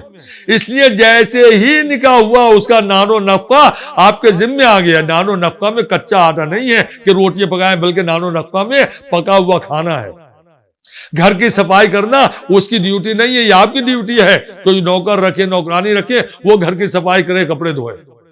توضیح المسائل اٹھا کر دیکھیں، توضیح المسائل میں یہاں تک لکھا ہوا، یہ تو بہت بڑی بات ہے، کھانا پکانا، جھاڑو لگانا، صفائی کرنا۔ توضیح المسائل میں لکھا ہوا ہے کہ جو بچہ اس عورت نے پیدا کیا ہے اس کا اپنا بچہ ہے، اسے دودھ پلانا بھی اس کی ڈیوٹی میں شامل نہیں ہے۔ وہ چاہے تو اپنے شوہر سے دودھ پلائی کے پیسے لے سکتی ہے، تو اپنے بچے کو دودھ پلانے میں اس کی ڈیوٹی میں شامل نہیں ہے، تو گھر کے کام اس کی ڈیوٹی میں شامل کیسے ہو جائیں گے؟ میری ان باتوں سے میری بہنوں کو زیادہ اترانا نہیں چاہیے، اور زیادہ کئی گھر میں جانے کے بعد میں دوسری لڑائیاں شروع ہو جائیں شوہر اور بیوی کے درمیان میں۔ نہیں میری بہنوں، یہ تو مسئلہ شریعت تھا جو میں نے تمہیں بیان کر دیا، مگر تم تو کنیز فاطمہ زہرا ہو، تمہیں سیرت فاطمہ ہی پہ عمل کرنا ہے۔ ڈیوٹی اور ہوتی ہے، واجبات اور ہوتے ہیں، اور مستحب کام اور ہوتے ہیں۔ تمہیں تمہاری شہزادی نے حکم یہ دیا ہے اپنے شوہر کی مدد کرو، اگرچہ گھر کے کام تمہاری ڈیوٹی میں شامل نہیں ہے، شوہر کی ذمہ داری ہے، لیکن اگر تم اپنے شوہر کی خدمت میں اپنی شوہر کی محبت کی خاطر ان سارے کاموں کو انجام دو گی تو میری سیرت پر عمل کرو گی، اور جب سنت فاطمہ پہ تم عمل کرو گی تو میدان محشر میں ہر اس عورت کی صفات فاطمہ کریں گی جنہوں نے گھر کے کام اپنے ذمہ لے کر اپنے شوہر کی مدد کی۔ تو کہنے کا مطلب یہ ہے کہ اس کی ڈیوٹی میں سب کچھ شامل نہیں ہے جو ہم برا بھلا کہتے ہیں، ڈانٹتے پھٹکارتے ہیں۔ سوچو میرے نوجوانوں، سوچو میرے بھائیوں، سوچو میرے بھائیوں، جب 7 جیسے صحابی رسول ایک مرتبہ اپنی بیوی پر سختی کرنے کی وجہ سے اپنے کو فشار قبر سے نہ بچا سکا، تو ہم اپنے کو فشار قبر سے کیسے بچائیں گے؟ اور یہ جو بیچارہ ہے فشار قبر سے کیسے بچائیں گے؟ ایک قبض روح کی منزل ہے اور ایک فشار قبر کی منزل ہے۔ اگر ماں ناراض ہو جائے گی تو قبض روح میں بہت دشواری ہوگی، اگر بیوی پہ سختی کرو گے تو فشار قبر میں بہت سختی ہو جائے گی۔ 7 جیسا صحابی رسول نہ بچا سکا، آپ اپنے کو کیسے بچاؤ گے؟ اگر ماں کو خوش رکھو گے تو قبض روح میں آسانی ہو جائے گی، اگر بیوی سے محبت کا برتاؤ کرو گے اور اس پر سختی نہیں کرو گے تو فشار قبر میں آسانی ہو جائے گی۔ بس ایک آخری جملہ اور کہہ دوں آپ کے ذہنوں کو ہلکا کرنے کے لیے، اگر ماں اور بیوی کے درمیان میں جھگڑا ہو جائے، ہوتا ہے اکثر گھروں میں ہوتا ہے، زیادہ تر گھروں میں ہوتا ہے، ساس اور بہو کی لڑائی بہت مشہور ہے، تو ساس اور بہو کے درمیان میں جھگڑا ہو جائے تو بیچارہ یہ جو کھڑا ہے یہ کیا کرے؟ اگر یہ بیوی کی طرفداری کرے گا تو قبض روح میں پھنس جائے گا، ماں ناراض ہو جائے گی، اگر ماں کی طرف جھکاؤ ہو جائے گا تو فشار قبر میں پھنس جائے گا اگر بیوی ناراض ہو گئی۔ تو یہ دونوں طرف سے پھنسا ہوا ہے، تو یہ ماں اور بیوی نہیں ہے، ایک طرف قبض روح ہے، ایک طرف فشار قبر ہے۔ اگر قبض روح سے بچنا چاہے گا تو فشار قبر میں پھنس جائے گا، اور اگر فشار قبر سے بچنا چاہے گا تو قبض روح میں پھنس جائے گا۔ نہیں میرے دوستوں، میرے نوجوانوں، میرے بھائیوں، میری بہنوں، سنو، پھنستا وہی ہے جو حقوق سے واقف نہیں ہے، پھنستا وہی ہے جو حقوق سے واقف نہیں ہے۔ ماں کے حقوق اور ہیں اور بیوی کے حقوق اور ہیں، ماں کے حقوق ان کی جگہ پر ادا کر دو، قبض روح میں آسانی ہو جائے گی، بیوی کے حقوق اپنی جگہ پر ہیں وہ ادا کر دو تو فشار قبر سے بھی بچ جاؤ گے۔ پھنسے گا وہ جو حقوق سے واقف نہیں ہوگا۔ ہم حقوق سے واقف نہیں ہیں، لہذا قدم قدم پر ہم دوزخ سے قریب ہوتے چلے جاتے ہیں۔ ماں باپ کے حقوق اور ہیں، بیوی کے حقوق اور ہیں، اولاد کے حقوق اور ہیں، رشتہ داروں کے حقوق اور ہیں، پڑوسیوں کے حقوق اور ہیں، سب کے حقوق ادا کر دو، میدان محشر میں آسانی ہو جائے گی، جنت میں جانا بھی آسان ہو جائے گا۔ اور جب سارے حقوق کر کے میدان محشر میں جاؤ گے تو اللہ جنت کی طرف جانے کا پروانہ تمہیں دے دے گا، اور پل صراط سے گزر کر دروازہ جنت تک پہنچنا آسان ہو جائے گا۔ مگر اے جنت میں جانے والوں، محبت علی لے کر جنت میں جانے والوں اور بندوں کے حقوق ادا کر کے جنت کے دروازے پر جانے والوں، جنت کے دروازے پر جاتی بڑی خوشی محسوس ہوگی، بہت خوشی محسوس ہوگی، اس لیے کہ تمہیں جنت مل رہی ہے اور جنت میں جانے کا وقت آ گیا ہے، تو کتنے خوش ہوگے، بہت خوش ہوگے۔ لیکن جیسے ہی دروازہ جنت کا کھلے گا اور تم پہلا قدم جنت کے دروازے پہ رکھو گے تو کسی بیوی کی رونے کی آواز آئے گی جو بڑے دردناک لہجے میں روتی بھی نظر آئے گی، اس طرح سے روتی بھی نظر آئے گی جیسے اس کا جوان بیٹا مر گیا ہے، تو دل تڑپ جائے گا، دل بے چین ہو جائے گا، اور پوچھا جائے گا آخری رونے والی بیوی کون ہے جو جنت میں رو رہی ہے؟ تو بتانے والے بتائیں گے یہ رسول کی ایک لوتی بیٹی فاطمہ زہرا ہے جو اپنے بیٹے حسین کے لیے رو رہی ہے۔ ارے ہزاروں سال گزر جائیں گے مگر جنت میں فاطمہ، جب ہم جنت میں جائیں گے تو فاطمہ اپنے لال کا پرسہ دینے کے لیے تیار بیٹھی نظر آئے گی۔ ہمیں جنت میں جانے کے بعد فاطمہ زہرا کی خدمت میں سب سے پہلے ان کے لال کا پرسہ پیش کرنا ہے۔ لال کا حسین کا پرسہ فاطمہ زہرا کی خدمت میں وہی پیش کریں گے بیٹھنے کے بعد کہ جو مجلس میں صفی اعضاء پر بیٹھنے کے عادی ہوں گے، وہ جلدی سے فاطمہ کے پاس پہنچ جائیں گے، ان کے لال کا پرسہ دیں گے، کہیں گے فاطمہ زہرا ہم اگر کربلا میں ہوتے تو آپ کے لال کا ساتھ دیتے، ہم کربلا میں تو نہ تھے مگر جب سے ہم دنیا میں پیدا ہوئے اور جب تک ہم زندہ رہے آپ کے لال کا ماتم کرتے رہے۔ ہمارے سینے کے اوپر اب بھی ماتم کے نشان ہے، ہم جب بھی مصائب حسین سنتے تھے تو اتنا روتے تھے کہ ہمارا چہرہ آنسوؤں سے تر ہو جاتا تھا۔ فاطمہ زہرا کی خدمت میں حسین کا پرسہ، فاطمہ زہرا کی خدمت میں ابو الفضل العباس کا پرسہ، فاطمہ زہرا کی خدمت میں علی اکبر کا پرسہ، فاطمہ زہرا کی خدمت میں علی اصغر کا پرسہ۔ ارے کس کس کا پرسہ پیش کیا جائے، کس کس کا پرسہ پیش کیا جائے؟ فاطمہ کربلا کے میدان میں ہے۔ عزیزان گرامی، فاطمہ کربلا کے میدان میں اس وقت آئی جب حسین کربلا کے میدان میں پہنچے، اس لیے کہ جب امام حسین علیہ السلام 28 رجب کو مدینے سے چلے تھے تو قبر زہرا پر پہنچے تھے. کب پہلے روضہ رسول پہ گئے تھے, نبی کے روضے پہ جانے کے بعد فریاد کی تھی کہ اے دانا اب مدینے میں رہنا دشوار ہو گیا ہے, لہذا آپ کا لال آپ کے دین کو بچانے کی خاطر مدینہ چھوڑ کے جا رہا ہے. بہت روئے تھے حسین. اس کے بعد بقی میں آئے تھے اور بقی میں آنے کے بعد خود کو قبر زہرا پر گرایا تھا, اور قبر زہرا پر گرانے کے بعد حسین بہت روئے تھے, بہت روئے تھے. اماں کہہ کے پکارا تھا اور اس کے بعد غش آ گیا تھا. عالم رویا میں حسین نے دیکھا کہ خاک پر فاطمہ زہرا آئی ہیں اور اپنے لال کو کلیجے سے لگا کے کہہ رہی ہیں اے میرے لال خدا حافظ, الوداع میرے لال, تم چلو کربلا کی طرف چلو, مگر یاد رکھنا تم مدینہ چھوڑ کے جا رہے ہو تو تمہاری ماں بھی بقی میں اپنی قبر میں آرام نہیں کرے گی, تمہارے ساتھ ساتھ کربلا کے میدان میں آئے گی. حسین 28 رجب کو مدینے سے چلے, فاطمہ زہرا ساتھ ساتھ چلی. اس کا ثبوت کئی مقامات پر ملا. پہلی وہ منزل تھی کہ جب شب عاشور حسین میدان کی طرف گئے, حسین کے ایک دوست, حسین کا ایک صحابی ساتھ ساتھ چلا, ہلال نام تھا. امام جا رہے, ایک مرتبہ محسوس ہوا کوئی آ رہا ہے, امام کے قدم رک گئے. کہا کون؟ کہا آقا میں آپ کا غلام ہلال ہوں, آپ کو طرح آتے ہوئے دیکھا تو مجھ سے رہا نہ گیا. آقا میں آ گیا. کہا آ گئے ہو تو آؤ میرے ساتھ آؤ. ایک مرتبہ ہلال کو ساتھ ساتھ لیا. حسین آگے بڑھے, حسین آگے بڑھ کر ایک جگہ بیٹھ گئے اور رونے لگے.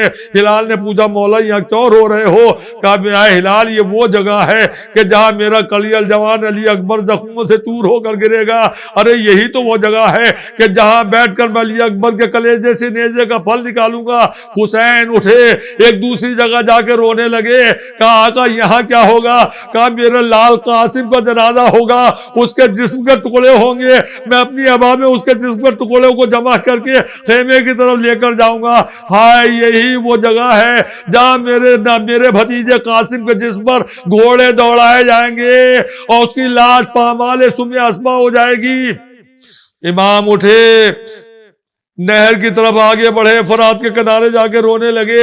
آقا یہاں کیا ہوگا؟ کہا میرا شیر عباس کے بازو قلم ہو جائیں گے اور میرا بھیا عباس اسی جگہ پر شہید کیا جائے گا.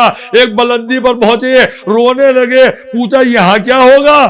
کہا ہلال میری گود میں میرے 6 ماہ کا اصغر ہوگا, حرملہ کا 6 شعبہ تیر ہوگا, میرے لال کا ننھا سا گلا ہوگا. امام کے ساتھ ساتھ ہلال بھی روتے جا رہے ہیں. ایک مرتبہ بلندی سے نشیب کی طرف اترے, ہلال کے قدم رک گئے. کہا ہلال آگے آؤ. کہا آگا کیسے آؤں؟ اس نشیب سے کسی بیوی کے رونے کی آواز آ رہی ہے تو اتنے دردناک لہجے میں روتی ہے جیسے اس کا جوان بیٹا مر گیا ہو. امام نے ہلال کو سینے سے لگا کے کہا ارے ہلال پہچان لو, یہ کوئی اور نہیں میری دکھیا ماں فاطمہ زہرا ہے جو میرے کربلا آنے سے پہلے میری قتل گاہ میں آ گئی ہے. یہی وہ جگہ ہے جہاں شمر کا خون خنجر ہوگا, میرا سوکھا ہوا گلا ہوگا, میری ماں کی گود ہوگی, میری ماں کی فریاد بلند ہوگی. ارے شمر میرے لال نے تیرا کیا بگاڑا ہے, کیوں تو میرے لال کو قتل کر رہا ہے؟ ماں نے وعدہ کیا تھا حسین سے پہلے کربلا کے میدان میں جناب فاطمہ زہرا پہنچ گئی. اور تیسری وہ منزل ہے اور آخری منزل ہے کہ جب زخموں سے چور ہو کر حسین گھوڑے پر ڈگمگانے لگے, زلجنا نے اپنے گھٹنے کو زمین کربلا پر رکھا, آہستہ سے حسین کو زمین کربلا پر اتار دیا. مگر عزیزو تاریخ بتاتی ہے کہ زلجنا نے زمین پر اتارا تو مگر جسم حسین زمین پر نہ پہنچ سکا, بلکہ تیر اتنے جسم میں پیوست تھے کہ جنازہ حسین تیروں پر معلق ہو کے رہ گیا.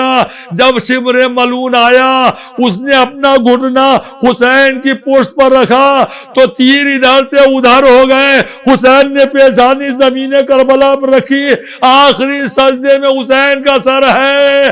فاطمہ زہرا تڑپ رہی ہیں, شمر پشت پر سوار ہوا, فاطمہ نے حسین کا سر اپنی گود میں لیا.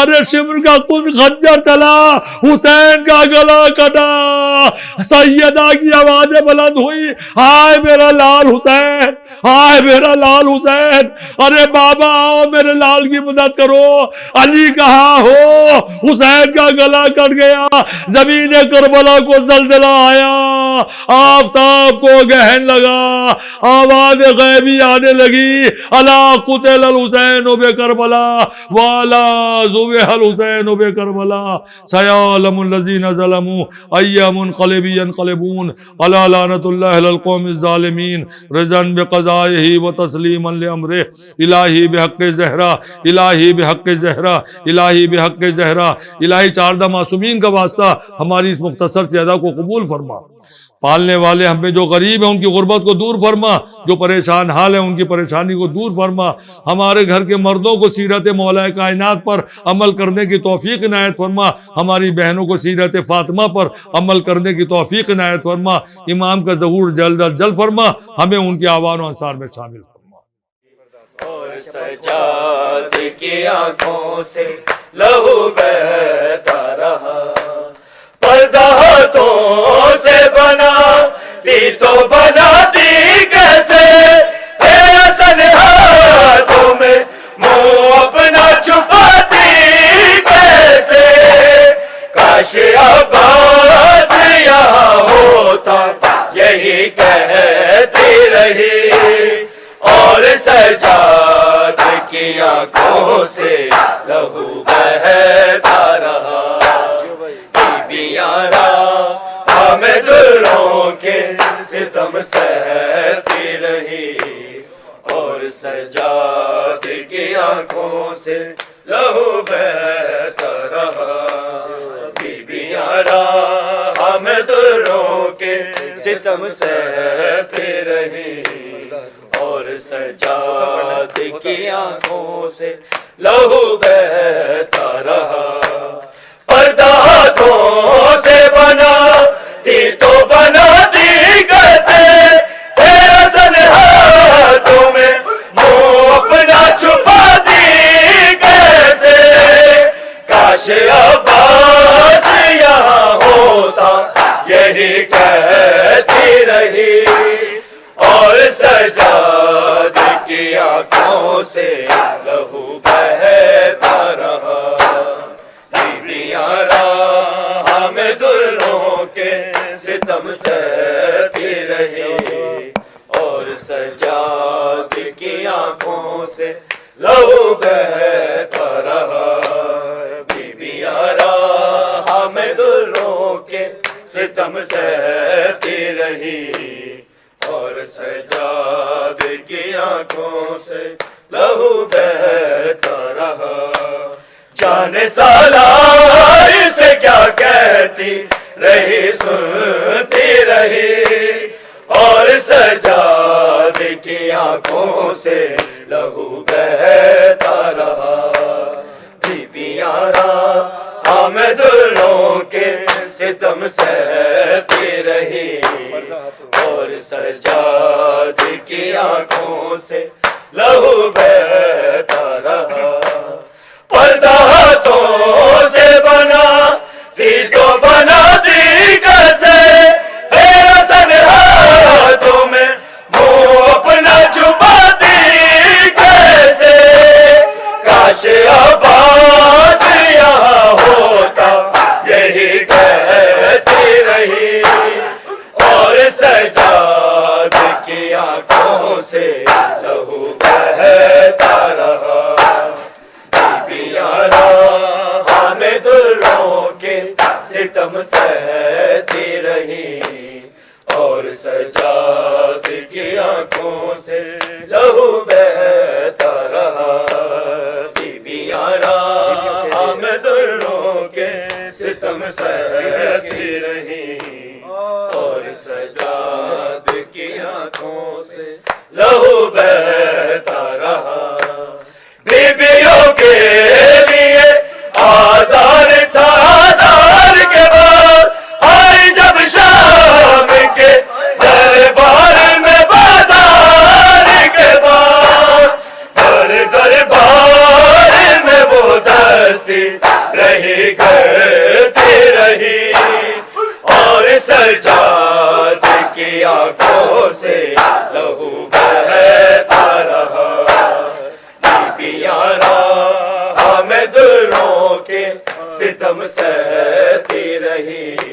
اور سجاد کی آنکھوں سے لہو بہتا رہا. بیبیاں راہ میں دروں کے ستم سہتی رہی اور سجاد کی آنکھوں سے لہو بہتا رہا. بیبیوں کے لیے آزار تھا آزار کے بعد آئی جب شام کے دربار میں بازار کے بعد پر دربار میں وہ دستی رہی کرتی رہی اور سجاد کی آنکھوں سے لہو بہتا رہا. بیبیاں راہ میں دروں کے ستم سہتی رہی اور سجاد کی آنکھوں سے لہو بہتا رہا. بیبیاں راہ میں دروں کے ستم سہتی رہی اور سجاد کی آنکھوں سے لہو بہتا رہا. جانے سالار سے کیا کہتی رہی سنتی رہی اور سجاد کی آنکھوں سے لہو بہتا رہا. بیبیاں راہ میں دروں کے ستم سہتی رہی اور سجاد کی آنکھوں سے لہو بہتا رہا. بیبیاں راہ میں دروں کے ستم سہتی رہی اور سجاد کی آنکھوں سے لہو بہتا رہا. چل بسے آن محمد اور اصغر نہ رہا نہ رہے غازیوں کا سمہائے اکبر نہ رہا. سب کے سر نیزوں پہ رکھتی رہی اور مرتی رہی اور سجاد کی آنکھوں سے لہو بہتا رہا. بیبیاں راہ میں دروں کے ستم سہتی رہی اور سجاد کی آنکھوں سے لہو بہتا رہا. بیبیاں راہ میں دروں کے ستم سہتی رہی اور سجاد کی آنکھوں سے لہو بہتا رہا. چل بسے آن محمد اور اصغر نہ رہا نہ رہے غازیوں کا سمہائے اکبر نہ رہا. سب کے سر نیزوں پہ تکتی رہی اور مرتی رہی اور سجاد کی آنکھوں سے لہو بہتا رہا.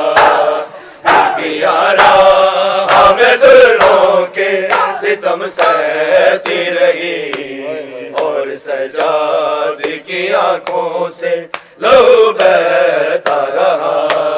بیبیاں راہ میں دروں کے ستم سہتی رہی اور سجاد کی آنکھوں سے لہو بہتا رہا.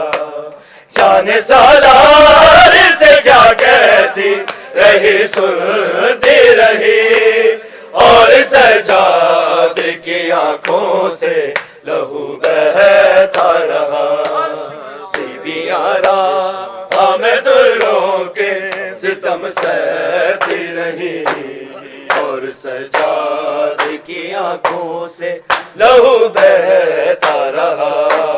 بیبیاں راہ میں دروں کے ستم سہتی رہی اور سجاد کی آنکھوں سے لہو بہتا رہا. بیبیاں راہ میں دروں کے ستم سہتی رہی اور سجاد کی آنکھوں سے لہو بہتا رہا. مار کر در اٹھا اے ہوئے سالار کے ساتھ کاٹے نشخاک پہ گرتے ہوئے سالار کے ساتھ خاک سے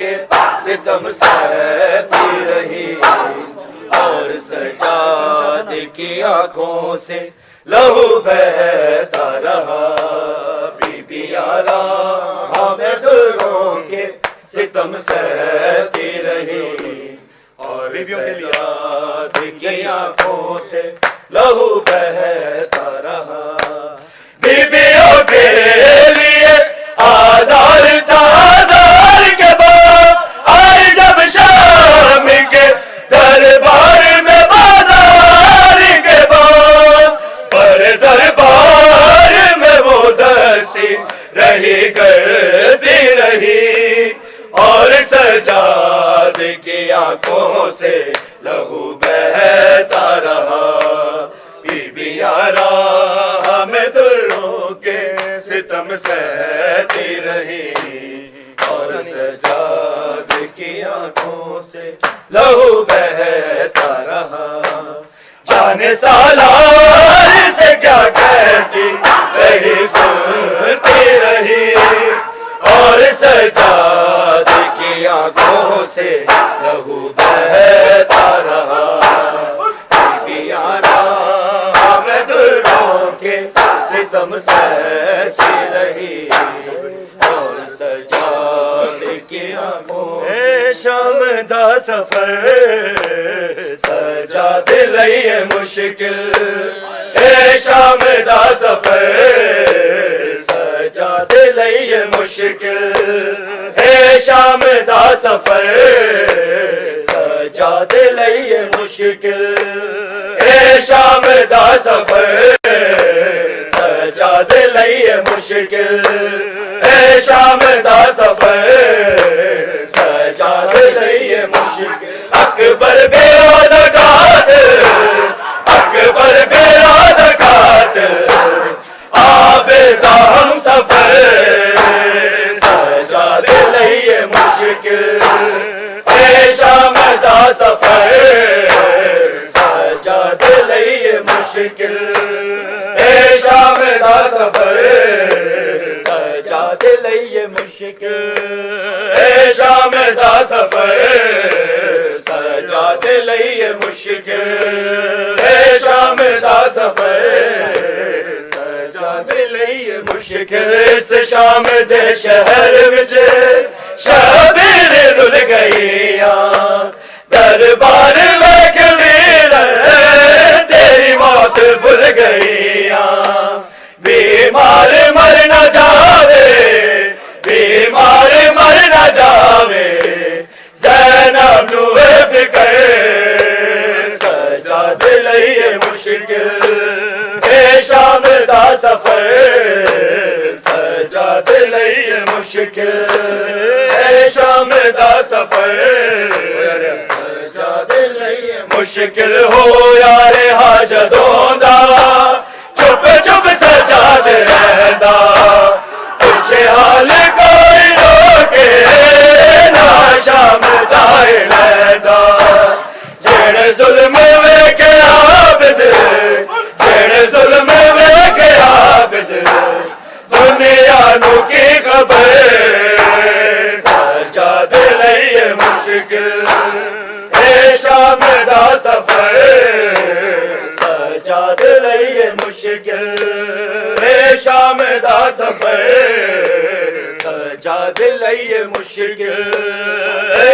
شام دا سفر سجاد لئیے مشکل اے شام دا سفر سجاد لئیے مشکل اصغر دا کرتا بیر میری لاد وچ لہا دے احسان کر قبردار عابد نشا مٹا دے تیرے بعد آ نہ جاوے تیرے بعد آ نہ جاوے میری قبر پیش مرے سجاد لئیے مشکل اے شام دا سفر سجاد لئیے مشکل آکے رباب عابد مشکل ہے میرا جینا اصغر ہے کربلا وچ شام گئی سکینہ ہوئی گود میری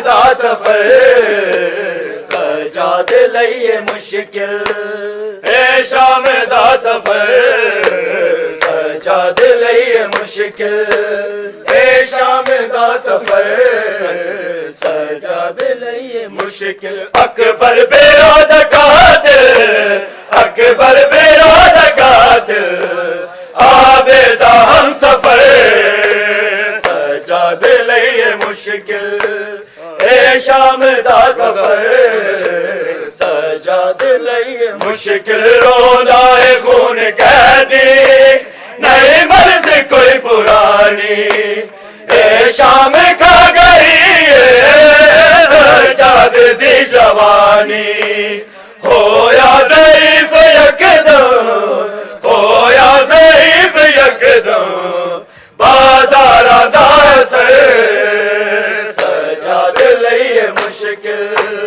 اے شام دا سفر سجاد لئیے مشکل اے شام دا سفر سجاد لئیے مشکل تنویر آوے مہدی کرو مل کے سب دعائیں رک جاوے رت اکھا دے عابد نو چین آوے آباد پھر ہووے آباد پھر ہووے اے فاطمہ دا گھر سجاد لئیے مشکل اے شام دا سفر سجاد لئیے مشکل اے شام دا سفر سجاد لئیے مہاری چراغ نہیں بجھدے کیوں مہاری چراغ نہیں بجھدے کیوں مہاری چراغ نہیں بجھدے کیوں مہاری چراغ نہیں بجھدے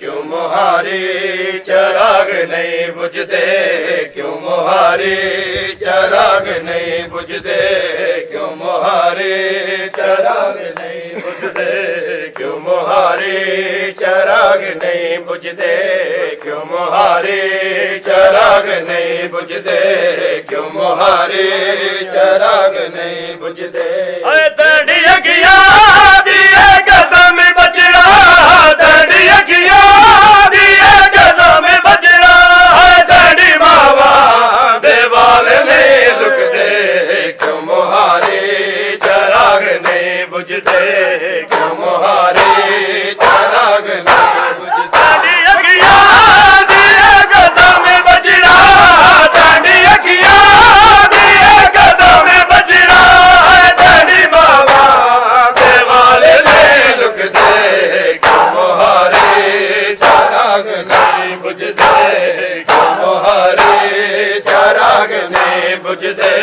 کیوں مہاری چراغ نہیں بجھدے کیوں مہاری چراغ نہیں بجھدے کیوں مہاری چراغ نہیں بجھدے کیوں مہاری چراغ نہیں بجھدے اے بیٹھ پاس کے شراب پی لے میں کو عزیز جان دے دے بیٹھ پاس کے شراب پی لے میں کو عزیز جان دے دے تورے جاتا تمام بھر گیا تورے جاتا تمام بھر گیا جشامی چھتا دے بے چڑھ دے کیوں مہاری چراغ نہیں بجھدے کیوں مہاری چراغ نہیں بجھدے اکھیاں دیے قسم بچڑا تیری اکھیاں دیے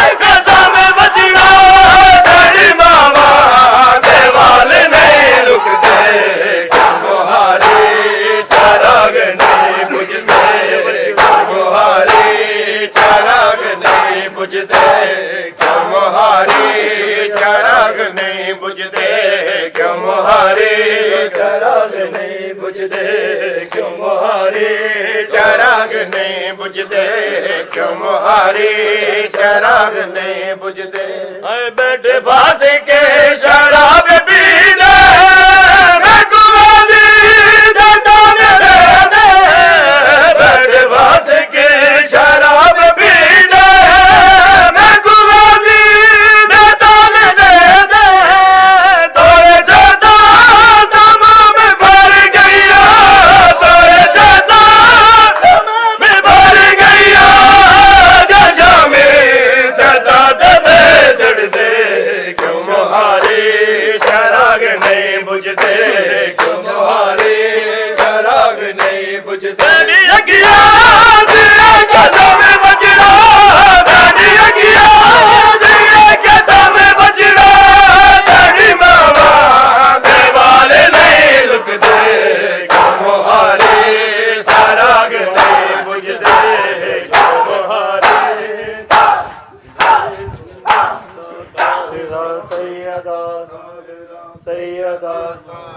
سیدہ